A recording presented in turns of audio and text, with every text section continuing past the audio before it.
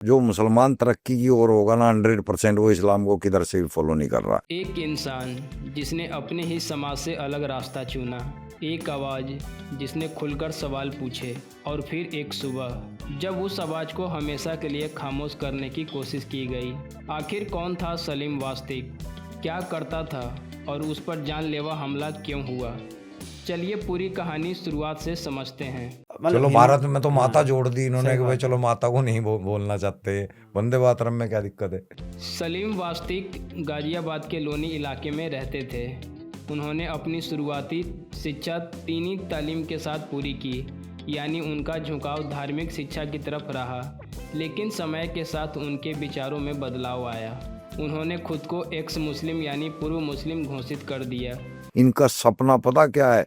इनका सपना यह है पूरी दुनिया, पूरे वर्ल्ड के अंदर इस्लाम हो। अब वो उसको एक काम कैसे करेंगे? कट्टरता से ही करेंगे। प्यार तो है ही नहीं इसके अंदर कहीं प्यार मिल जाए। यही कदम उनकी ज़िंदगी का सबसे बड़ा मोड़ साबित हुआ। सलीम वास्तिक नाम से एक यूट्यूब चैनल शुरू किया, जहां उनके करीब 30,000 से ज़्यादा फॉलोअर्स थे। अपने वीडियो में वो इस्लाम, मदरसा शिक्षा, हलाला और मुस्लिम समाज की आर्थिक स्थिति जैसे विषयों पर खुल के बात करते थे। अच्छा, हमारे देश के बाहर भी ऐसी मज़ारों की ट्रेडिशन है या नहीं है? मतलब विश्व में हर जगह ऐसा ट्रेडिशन है या भारत में? नहीं, कहीं भी नहीं है। सऊदी अरब सबसे बड़ा इस्लामिक देश है, वहाँ पे एक भी मजार नहीं है। क्यों नहीं है? क्योंकि है ही नहीं इस्लाम। सारे भारत में आ गए, इस्लाम के अंदर नहीं। हाँ। ये भारत के अंदर ही, भारत के ही लोगों ने इस तरह की मूर्खता फैलाई हुई है, धंधा बनाया हुआ है इसको। वे टीवी डिबेट्स में भी शामिल होते थे और अपनी बात बिना किसी डर के रखते थे।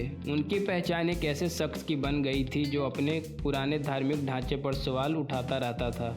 उनके समर्थक उन्हें सच बोलने वाला मानते थे, वहीं विरोधी उन्हें भड़काऊ और समाज के लिए खतरा बताते थे। यहीं से विवादों का सिलसिला शुरू हुआ।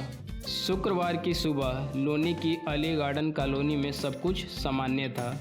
सलीम अपने ऑफिस में बैठे थे, तभी दो बाइक सवार वहां पहुंचे। दोनों ने चेहरे ढके हुए थे, किसी को शक भी नहीं हुआ। कुछ ही पलों में वे ऑफिस के अंदर घुसे और बिना किसी बहस के धारदार हथियारों से हमला शुरू कर दिया। घटना स्थल पर मौजूद जनता के मुताबिक हमलावरों ने सबसे पहले उनके गले को निशाना बनाया। अगर उन्होंने इस्लाम को दी होती मिसाइल, फिर वो काफिर नहीं थे। तो लेके कहाँ जाएगा इस्लाम मिसाइल? मारे पे छोड़ देगा ना। ऐसा लग रहा था जैसे उन्हें मारने का साफ इरादा था। फिर पेट पर कई बार चाकू घोंपे गए। सलीम खून से लथपथ जमीन पर गिर पड़े। हमलावर मौके से फरार हो गए। स्थानीय लोगों ने तुरंत पुलिस को सूचना दी और उन्हें दिल्ली के जीटीबी अस्पताल ले जाया गया। डॉक्टरों ने उन्हें गले का ऑपरेशन किया, लेकिन पेट में गहरे जख्म होने के कारण उनकी हालत गंभीर बनी रही। यह हमला अचानक नहीं लगता, बल्कि पूरी योजना के साथ किया गया प्रतीत होता है। पुलिस की शुरुआती जांच और स्थानीय चर्चाओं के अनुसार सलीम लंबे समय से कुछ लोगों के निशाने पर थे। उन्होंने अपने वीडियो में हलाला, कुरान की व्याख्या और धार्मिक मान्यताओं पर तीखी टिप्पणी की थी। कहा जा रहा है कि उन्हें पहले भी चेतावनी दी गई थी कि वे ऐसे मुद्दों पर बोलना बंद कर दें, लेकिन उन्होंने अपने विचार बदलने से इनकार कर दिया। संभावना जताई जा रही कि वैचारिक दुश्मनी इस हमले की मुख्य वजह हो सकती है।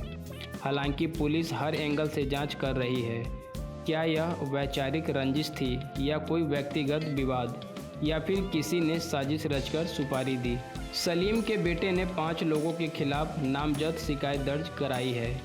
इनमें कुछ स्थानीय प्रभावशाली नाम भी बताए जा रहे हैं। जब भारतीय ऐसे होंगे, आप जैसे मुस्लिम अगर होंगे जो लिटरेसी की तरफ जाएंगे, और मेरे जैसे ना भी हों, इनके जैसे नहीं होने चाहिए। मेरे जैसे ना हो बेशक, पर इनके जैसे नहीं होने चाहिए। परिजनों का आरोप है कि यह हमला सोची समझी साजिश थी।